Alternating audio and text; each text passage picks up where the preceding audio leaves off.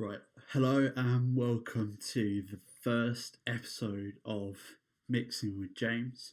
So, within this video, I will be explaining how to set up a mix session for you. So, to begin with, in this video, we will take a look at that. So, let's have a listen to what track we are using. So, here we go. Here's the track.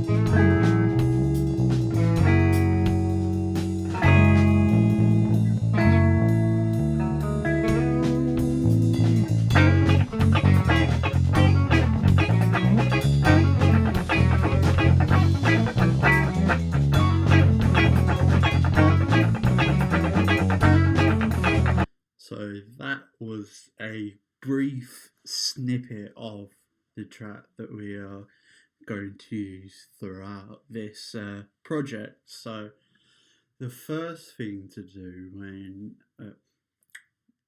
setting up a mix, ideally, my personal opinion, is to name all the tracks that you have. So here we go. Let's have a look at all of them.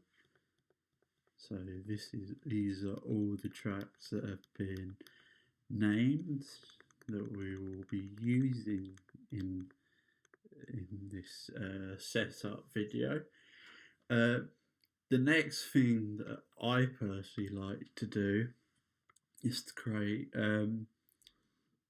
groups. So this is the drum group, and to get them into groups, all you could do is highlight them like so, and then you can go to create a track stack, and then you've got two types. You've got the summing track, which you can actually mix the tracks within. So that's my opinion, but if you wanted to, you could just have a basic track stack, which is called a folder stack, and that just lets you mute solo control the volume from the main track. But my personal preference is to use a summing stack, pardon me. So you go to create here, and as you can see, they're called drums. So to name something, you just double click on the track that you want to create, and I will do this for all the tracks that I have. So let's do that.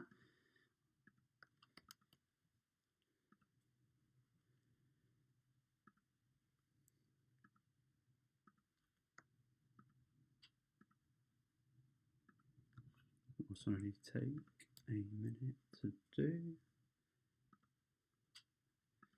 Another thing you may want to do is save this as a template. So all you do is go File, Save as a template, and the template that you create could be used on any DAW. So in any studio really, for on Logic, but these skills are definitely translatable to the other side, the other DAWs. So another thing that you might want to check before starting is always have advanced tools on. Check your input output device you're using, And yeah, so you can select templates from here. That's in general if you go into my preferences, which is always a good thing to check before actually starting the project itself. I also remember to create the project in the right bit of depth and sample rate that the actual tracks have been recorded in. Helps a lot. And then finally, here we go with the rhythm guitar. Another thing you can do is set up your own time bar. So I prefer custom, but you can choose whatever you so wish. Another thing that we could do quickly is look at the BPM, the beats per minute counter, because that can help us actually understand how quick the song is, basically. So here's a little snippet of what that does as a plugin.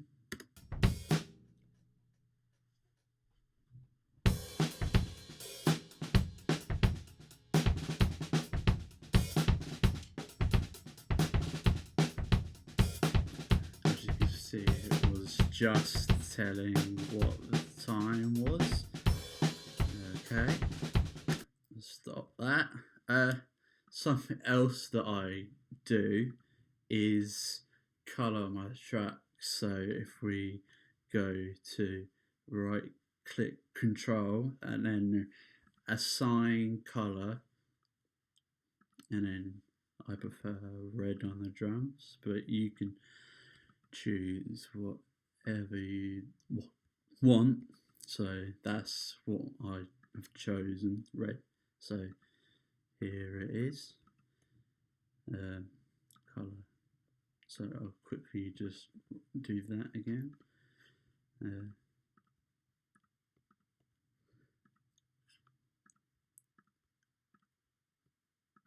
So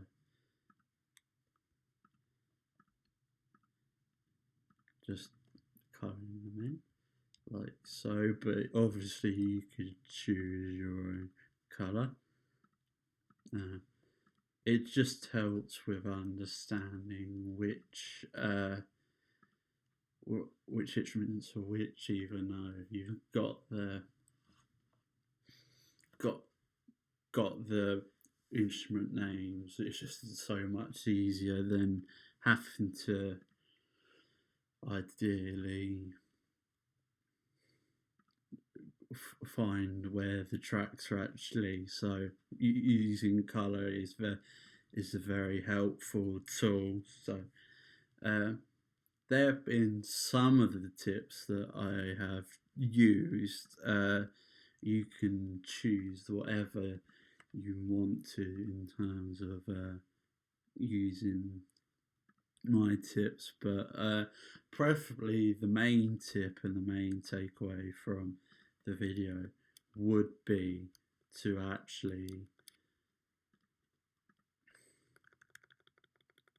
just make sure when you are setting up your mix to make sure that the first thing you do is name all your tracks, because you don't want to be looking around for them. So thank you for watching my first episode of Mixing with James. I hope you found this video very informative in terms of what can be done to set up your mixing session.